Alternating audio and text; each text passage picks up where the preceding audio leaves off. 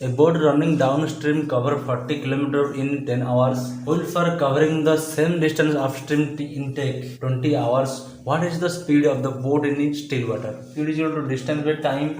तो स्पीड हम किन बाहर करिया स्पीड दे दीजिए प्रथम 40 in 10 hours रे डाउनस्ट्रीम ना 40 divide by 10 is equal to 4 kilometre per hours. Speed बाहर करिया अपस्ट्रीम रो अपस्ट्रीम में बाहर करिए 20 आवर्स दे दीजिए से कह दीजिए सेम डिस्टेंस कर दीजिए सेम डिस्टेंस 24 आवर्स देखिए distance is 40 is equal to 20 is equal to 2 kilometre per hours. Upstream बाहर पड़ा ताला हमसे कौन कहछि स्टिल वाटर फॉर्मूला कौन ना हाफ ए प्लस बी तो फॉर्मूला हिसाब कले half 4 plus 2 next step half into 6 is equal to 3 kilometre per hours.